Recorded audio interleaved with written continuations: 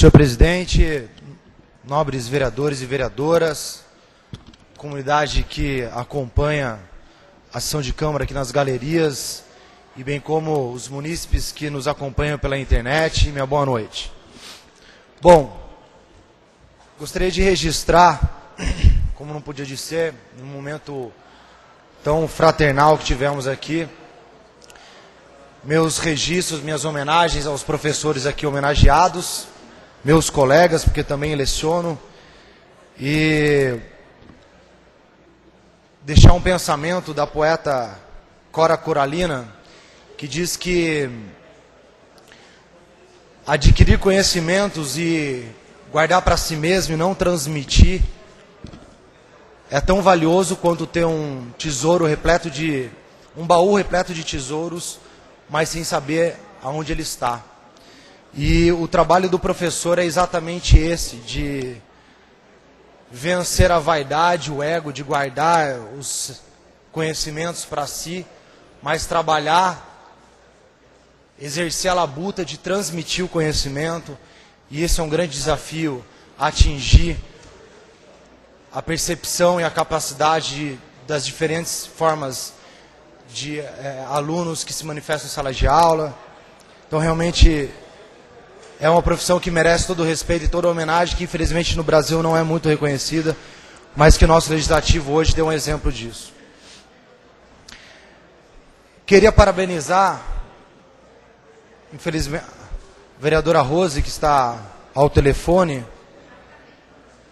e dizer, vereadora, que nesse sábado eu fiz minha primeira ligação para São José dos Campos em 12, e foi muito agradável essa sensação. Sei que a vereadora foi uma das grandes defensoras dessa luta, e por justiça que renda as homenagens, e acho que Jacareí ganhou muito com isso, e parabenizo. Na outra sessão acabei não dizendo isso, mas agora faço o meu relato por ter experimentado essa sensação de não ter que mais teclar o 12 para ligar para São José. E nessa linha de olhar para Jacareí como um todo, não só nos problemas locais, que também são importantes, e cabe a nós aqui defendê-los e brigarmos para resolvê-los, destaco novamente, como não podia ser, na sessão passada já fiz esse destaque, essa sessão faço de novo, matéria do jornal Vale Paraibano dessa semana, agora não mais os colunistas, mas agora os cidadãos de São José dos Campos. São José dos Campos, gente, não é cidadão de Jacareí, infelizmente, protestando pela construção da Rodovia do Sol e levantando uma fala do governador José Serra, que admitiu que ele, mesmo após decidir que a melhor saída seria a duplicação da rodovia Tamoios, ele ainda não tinha um estudo de impacto ambiental do que essa obra iria criar na região da Mata, na região da Serra do Mar, e obviamente que vai criar impacto ambiental. E daí recorro novamente ao relato do engenheiro DR, que foi secretário de obras de São José dos Campos, em que no Vale Paraibano de segunda-feira passada afirma que a construção da Rodovia do Sol, ligando a Dom Pedro por Jacareí até São Sebastião, ligando o Porto de São Sebastião ao polo industrial do Vale Paraíba e Campinas, ela causa menor impacto ambiental e tem menor impacto financeiro para os cofres estaduais. Então, eu vejo que existe ainda muito espaço para discutirmos isso, e no mínimo, já fiz esse requerimento quando iniciei esse debate aqui na Câmara, que seja aberto esse estudo, porque o próprio governador assumiu que não tem um estudo que comprove que a duplicação da Tamoios vai causar um impacto ambiental menor ou maior do que a construção da Rodovia do Sol, que beneficiaria muito o Jacareí. E até na questão logística, é óbvio, e seria muito melhor nesse caso, termos uma estrada doméstica para Tamoios, para ser utilizada para o escoamento dos carros particulares e tal, e uma via de ligação direta ao Porto de São Sebastião para escoar as cargas, as grandes produções do Estado. É ilógico misturar esses dois transportes numa mesma via, ainda mais num desenho ultrapassado que tem a Tamoios, um desenho acidentado e que merece essa posição ser revista. Entrei em contato com alguns colegas deputados do PPS e estamos aí elaborando um parecer e um voto de protesto para levar isso à Assembleia Legislativa, para que possamos sensibilizar nossos deputados de que não só Jacareí, mas a região e os cofres públicos do governo do estado merecem essa benfeitoria e merecem essa aplicação de forma mais inteligente. Outro ponto que gostaria de tocar aqui é uma avaliação que fiz atendendo alguns munícipes que nos procuram no gabinete, munícipes sem condições de recolher seus tributos municipais e que na forma da lei entra com pedido de remissão.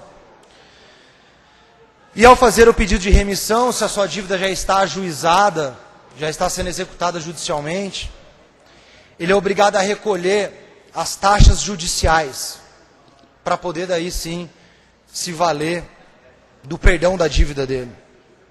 Só que a própria lei 1060 de 1950 prevê o benefício da justiça gratuita para quem não tem a condição econômica, e vejo que a nossa lei é antagônica ao fazer com quem ela reconhece que não tem condição de pagar o tributo, forçar a pagar as taxas judiciais.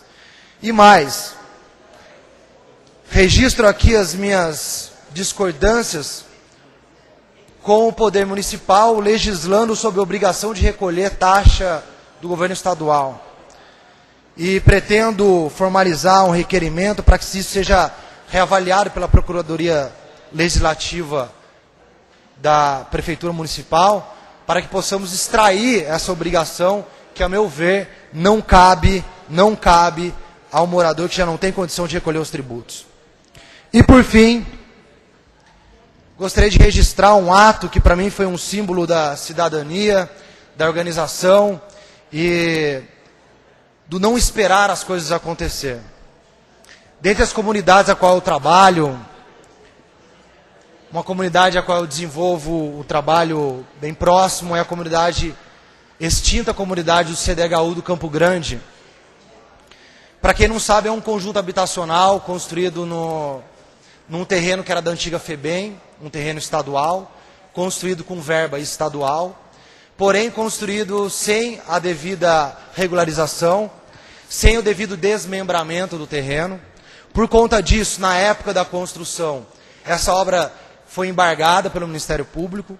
Essa ação se arrasta na Justiça Estadual por mais de 10 anos. Por conta disso, nenhum dos 600 apartamentos daquele conjunto tem habite-se.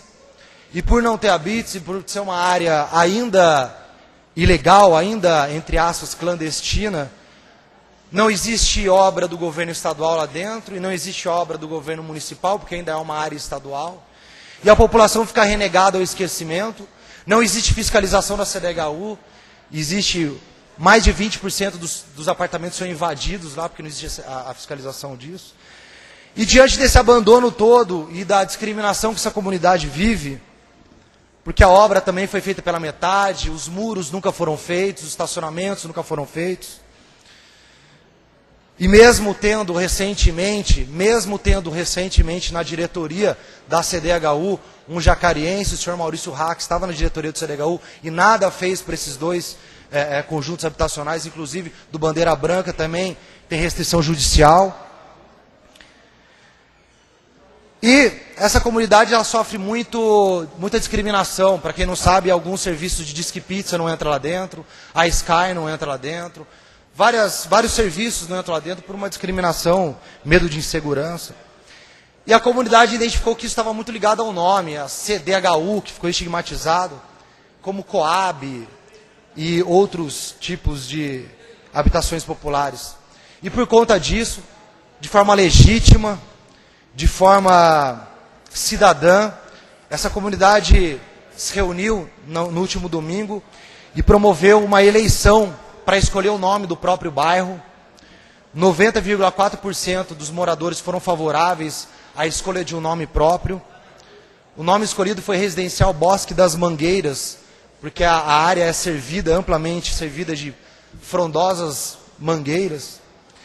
E gostaria de tornar público isso, E apesar de não ser possível fazer um projeto de lei porque a região está embargada, finalizando, senhor presidente, é uma demonstração de que a comunidade, quando existe ausência do Estado, ela pode tomar as rédeas da situação e firmar sua própria identidade. Então, que o extinto CDHU do Campo Grande seja agora, após 10 anos, renasça com um novo nome, um nome escolhido pela comunidade como Residencial Bosque das Mangueiras. E aqui rendo minha homenagem a esse exemplo de cidadania praticado por essa comunidade. É isso.